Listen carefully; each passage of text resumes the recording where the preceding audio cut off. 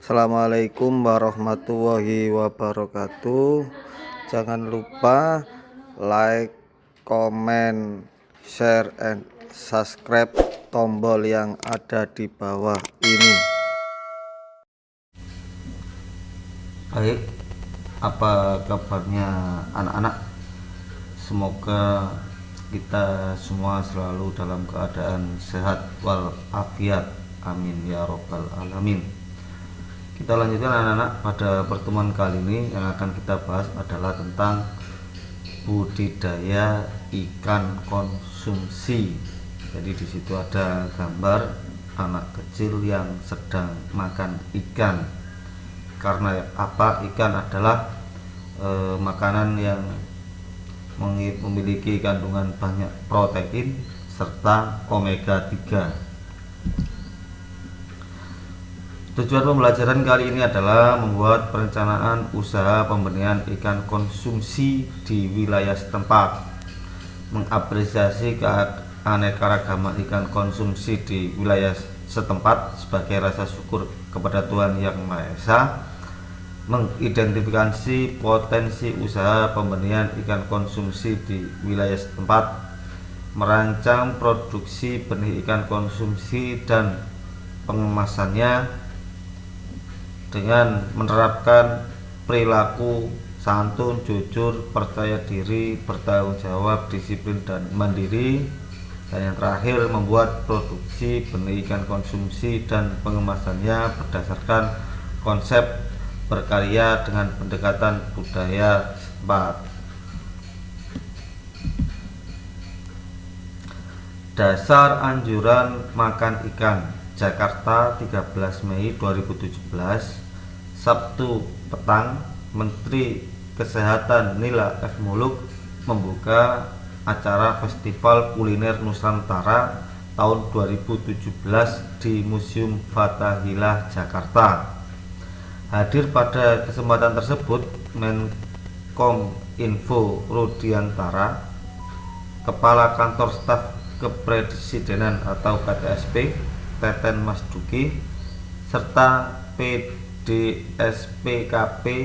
Nilanto Prabowo dan Kementerian Kelautan dan Perikanan atau KKP ya, Kementerian Kelautan dan Perikanan.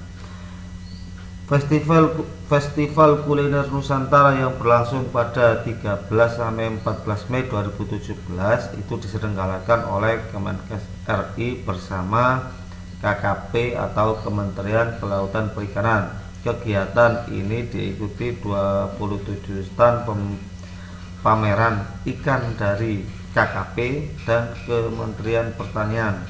Selain pameran, ada pula edukasi mengenai perbaikan gizi masyarakat oleh Kemenkes RI.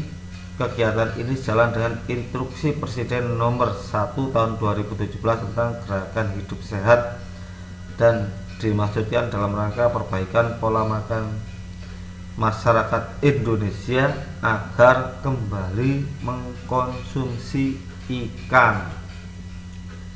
Jadi ini adalah dasar tentang anjuran untuk kita semua supaya setiap hari kalau bisa makan ikan.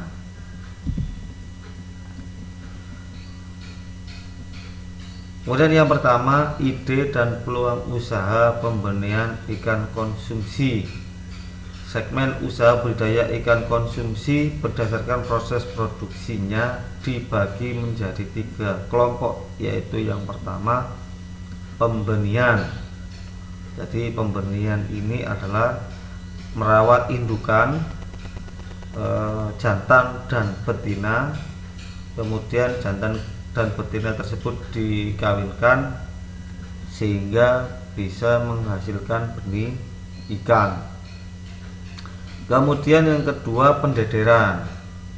Pendederan ini adalah cara penjualannya adalah dirawat dalam usia beberapa bulan, kemudian setelah itu dijual. Kemudian yang ketiga adalah pembesaran. Jadi bisa dirawat dari benih, bisa juga dirawat dari pendederan, kemudian dibesarkan.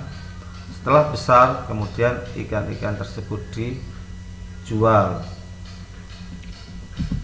Oke.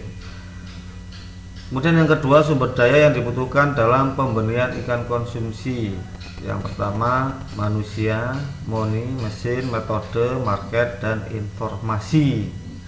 Jadi SDM-nya seperti apa itu harus dipikirkan. Kemudian modal, kemudian peralatan yang dibutuhkan dalam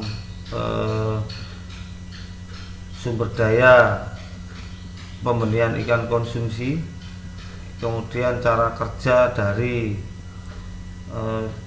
keadaan tersebut, kemudian daya jualnya itu harus dipikirkan, entah itu mau menjual pembenihan atau pendederan atau pembesaran. Kemudian yang terakhir adalah informasi yang dibutuhkan.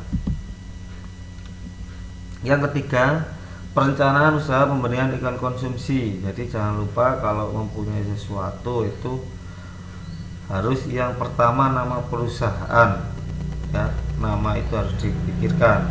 Kemudian yang kedua atau yang B, lokasi. Lokasi ini memiliki 3 jenis. Yang pertama memiliki 2 jenis. Yang pertama backward linkage atau disebut pertalian ke belakang, yaitu bagaimana sumber daya atau resource yang akan digunakan, termasuk dalam hal ini bahan baku, tenaga kerja, suasana, dan kondisi masyarakat setempat. Jadi cara mencari lokasi bisa dengan menggunakan metode tersebut. Yang kedua, forward linkage atau disebut pertalian ke depan, yaitu dilihat dari pemasaran hasil produksi.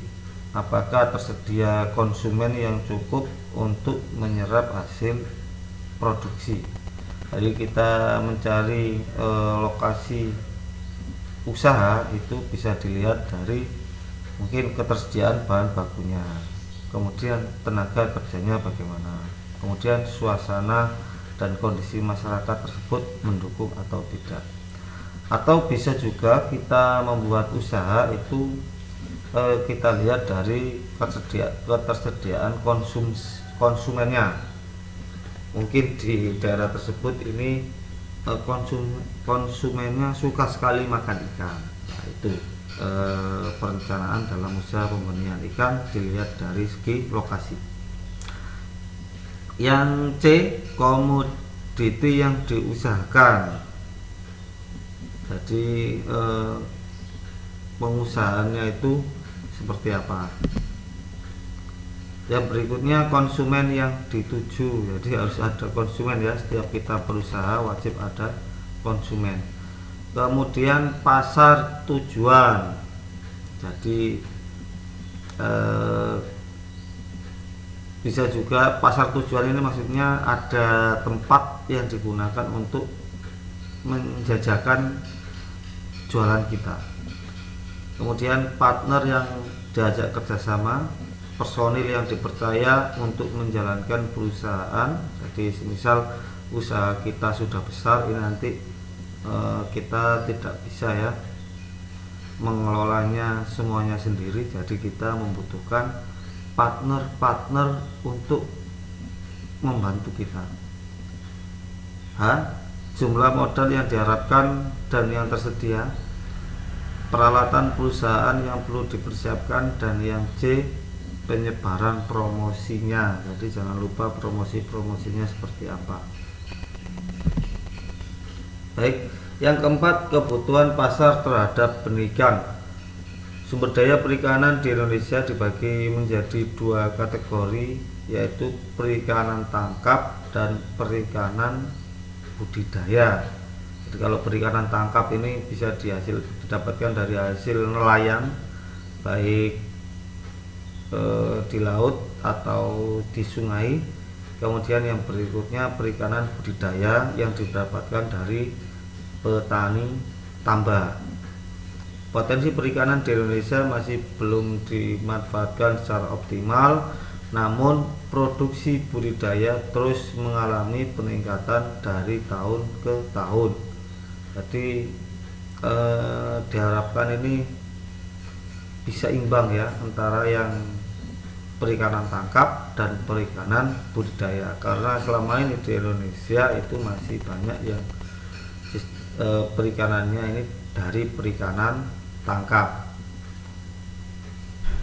Kenaikan jumlah produksi ikan berpengaruh langsung terhadap kenaikan konsumsi ikan penduduk Indonesia per kapita per tahun.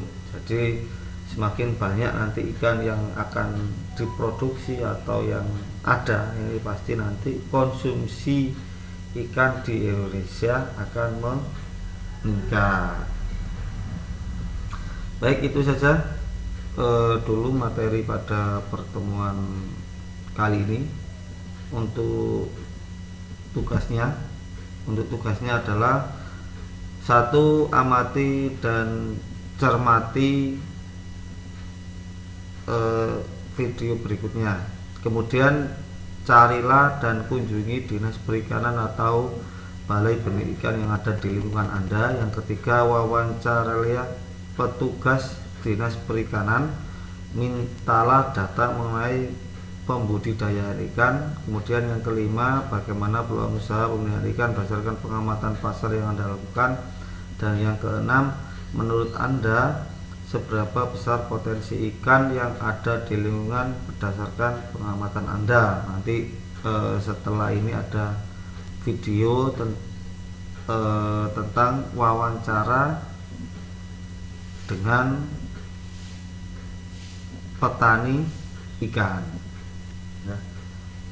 Selamat datang di channel ini. Kali ini saya akan berbagi pengalaman mengenai memelihara ikan gurame. Saya sudah memelihara ikan gurame, udah berhasil 2 kali di kolam yang sama. Hal-hal yang perlu diperhatikan untuk memelihara ikan gurame adalah kedalaman kolam. Kolam ini dalamnya sekitar 80 cm. Panjang lebarnya kurang lebih 3 meter. Sebelum penebaran benih, terlebih dahulu persiapkan air seminggu sebelum penebaran benih. Ini sudah saya isi air, kurang lebih sudah 4 hari. Berikutnya saya akan memasukkan daun juhar. Daun juhar itu seperti ini. Ini berguna untuk menanggulangi bibit penyakit untuk ikan gurame seperti Aeromonas dan jamur dan lain-lain. Ini saya masukkan kantong sekitar 1 kilo untuk ukuran kolam ini. Nanti kemudian seminggu kemudian baru ikan gurame kita masukkan ke sini. Ini tip yang pertama. Yang kedua, persiapkan juga pakan alami yang tidak usah beli, yaitu daun sente atau daun talas. Inilah persediaan pohon talas, lumayan banyak ya, cukuplah untuk ikan sekolam ini setiap hari.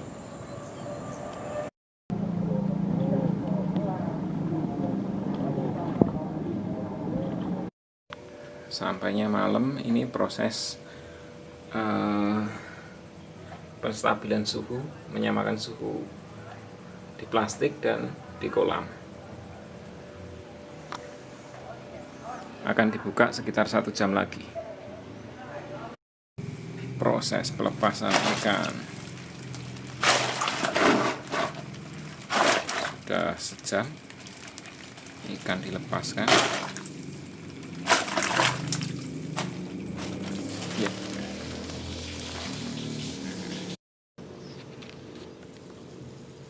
Inilah benih yang ditebar kemarin. Ini ukurannya 7-8 cm. Istilahnya korek super.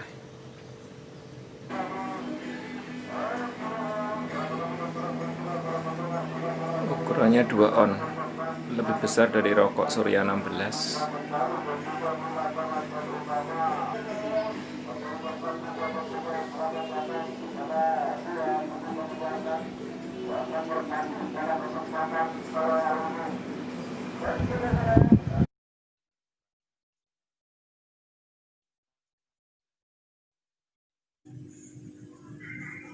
Tadi sudah saya kuras sebagian, tinggal buang enceng gondoknya dan diambil ini ikannya.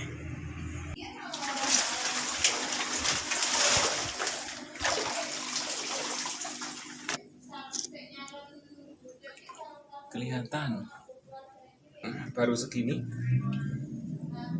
ya, ini 100 gram kurang lebih, sangat lama. Saya mau pindahkan dulu ikan yang ada di sini, saya pindah ke kolam yang di sebelah sini.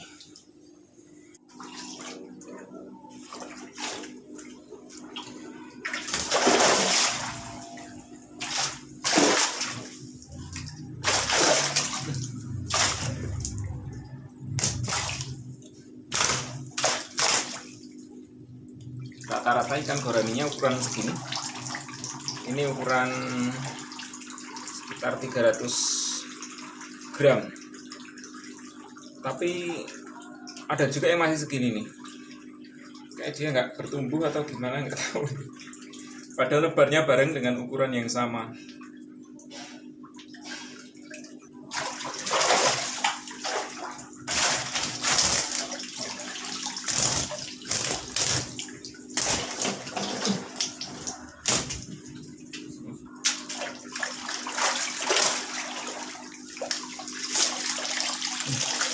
Ukurannya tidak sama.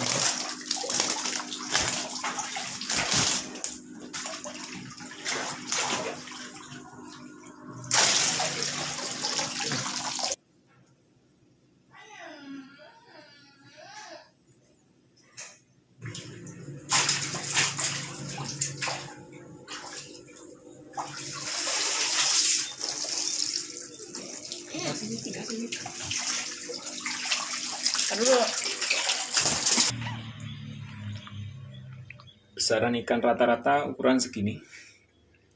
Ini beratnya sekitar 200 sampai 250 gram.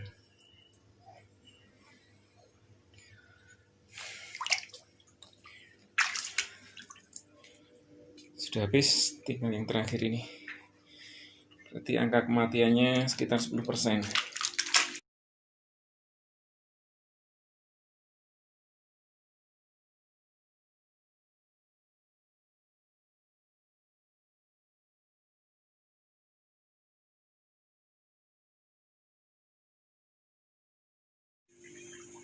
Setelah dipindahkan di tempat ini,